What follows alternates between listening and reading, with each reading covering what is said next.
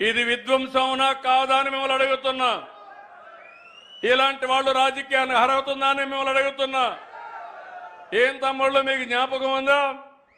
వివేకానంద రెడ్డి అజాత శత్రువు, నేనే ముఖ్యమంత్రి, నిద్ర లేశాను, ఒక చీటీ వచ్చింది నా దగ్గరికి. వివేకానంద రెడ్డి గుండెపోటుతో చనిపోయాడు. నేననుకున్నా, బాధపడ్డా, రే ఆలఫేషడం చనిపోయాడు, మంచోడే పాపం అనుకున్నా. నేను నమ్మిన తర్వాత కొంచెం టైం అయింది. టైం అయితే అదే వస్తుంది. సాక్షాత్తు సిఐ అక్కడే ఉండే రక్తం అంతా కూడా రూమ్ అంతా క్లీన్ చేసి, ఈ యొక్క మనం మామూలుగా చనిపోతే డెడ్ బాడీ పెట్టే ఒక బాక్స్ తీసుకొచ్చి కుట్లు కూడా వేసి ఆ బాడీని అందులో పెట్టి క్రిమేషన్ తీసిపోయే పరిస్థితికి వచ్చారు. ఆయన కూతురు అడిగింది, లేదు నాకెందుకో అనుమానం ఉంది, పోస్ట్ మార్టం చేయమంటే నేరుగా హాస్పిటల్ తీసుకుని పోస్ట్ మార్టం చేస్తే అది గుండెపోటు కాదు. ఏ పోటు తమ్ముళ్ళు?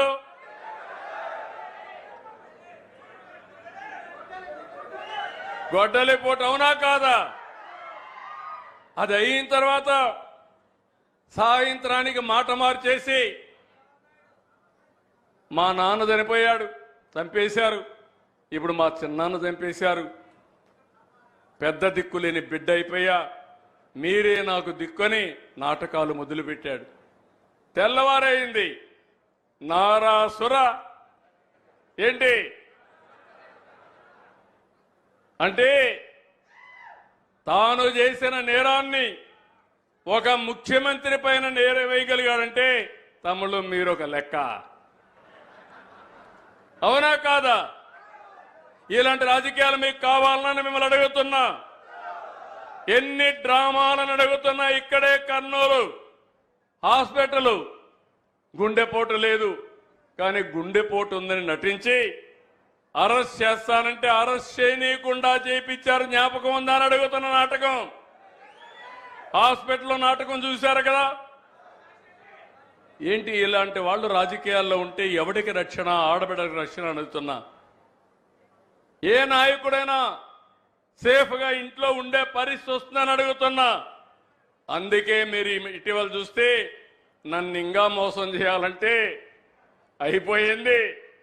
ఒకేసారి చివరిసారి నమ్మా, మీరు ఏం చేసినా సందేహంగానే చూస్తా, సీసీటీవీ కెమెరాలు పెడతా, డ్రోన్స్ పెడతా, తోక తిప్పితే తోక కట్ చేస్తానని చెప్పి మీ అందరికీ హామీ ఇస్తున్న. ప్రజాహితం కోసం, నా కోసరం కాదు.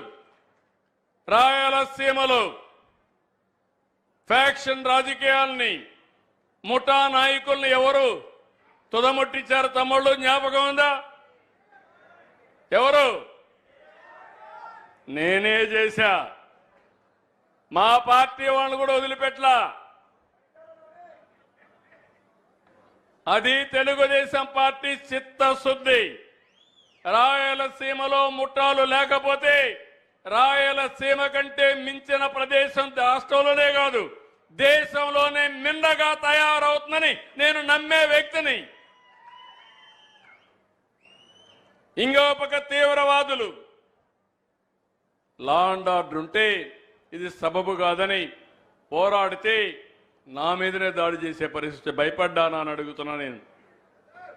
ఈరోజు హైదరాబాద్లో మత కలహాలు సృష్టిస్తే మత సామరస్యాన్ని కాపాడిన పార్టీ తెలుగుదేశం పార్టీ, అవునా కాదా అని మిమ్మల్ని అందరిని అడుగుతున్నా. రౌడీ అనేవాడు ఉండేవాడు కాదు. ఇటీవల కాలంలో మీరు చూస్తే ఒక పార్టీ రౌడీ షీటర్ ఇంటికి, గంజాయి బ్యాచ్ ఇంటికి పరామర్శించడానికి పోతే ఏమనాలని అడుగుతున్నా. అంటే మీరు ఏం చేసినా రాజకీయ ముసుగులో మేము వదిలిపెట్టాలన్న తమ్ముళ్ళు అని అడుగుతున్నా. అందుకే నేను ఒకటే మీ అందరికీ విజ్ఞప్తి చేస్తున్నా. ఈరోజు ఒక పార్టీకి రాయలసీమ అంటే రాజకీయం, రక్తం. అదే నాకు సీఎం అంటే నీళ్లు, మీ భవిష్యత్తు. ఈ విషయం మీరు గుర్తుపెట్టుకోండి. ఈరోజు రాయలసీమ మళ్ళీ హామీ ఇస్తున్నా, ఇది రాళ్ల సీమ కాదు, రత్నాల సీమగా చేసే బాధ్యత తెలుగుదేశం పార్టీ ఎన్డీఏది. రాష్ట్రానికి ఒక మణిహారంగా తయారు చేస్తాం. దానికే రాత్రి మగుళ్ళు పనిచేస్తున్నాం. ఈరోజు ఇటీవల కాలంలో లోకేష్ గారు పాదయాత్ర చేశాడు, యువగళం చేశాడు. రాయలసీమలో ఒక డిక్లరేషన్ ఇచ్చాడు. చరిత్రలో ఎప్పుడూ రానంత మెజారిటీ రాయలసీమలో ఈసారి తెలుగుదేశం పార్టీకి కూటమికి వచ్చిందంటే అది మీరు చూపించిన అభిమానం, ఆదరణ, దీన్ని నిలబెట్టుకుంటాం. రాయలసీమ డిక్లరేషన్ ని పూర్తిగా అమలు చేసే బాధ్యత తీసుకుంటాం. హార్టికల్చర్ పంటలకు ప్రాధాన్యత ఇస్తాం. అదే మరిగా వ్యవసాయ ఆధార పరిశ్రమలు తీసుకొస్తాం. రాయలసీమలో పండిన పంట ప్రపంచానికి అందించే బాధ్యత, మీ అందరి జీవితాల్లో వెలుగు తీసుకొచ్చే బాధ్యత, రైతుకు అధిక ఆదాయం తీసుకొచ్చే బాధ్యత మేము తీసుకుంటామని చెప్పి నేను మీకు తెలియజేస్తున్నా. ఇది చేస్తూనే రాయలసీమలో మీరు చూస్తే బ్రహ్మాండమైన అవకాశాలు ఉన్నాయి. బెంగళూరు పక్కనే, ఎయిర్పోర్ట్ పక్కనే హిందూపూర్ వస్తుంది, లేపాక్షి ఉంది, ఇక్కడ ఓర్వకల్లు కర్నూలులో ఉంది. ఈ ఏరియా అంతా కూడా టెలిఫోన్లు తయారు చేసే ఎలక్ట్రానిక్స్ ప్రాధాన్యత ఇస్తాం. ఇప్పుడే కియా మోటార్ వచ్చింది, ఆటో మొబైల్కి ప్రాధాన్యత ఇస్తాం. స్పేస్ టెక్నాలజీ వచ్చింది.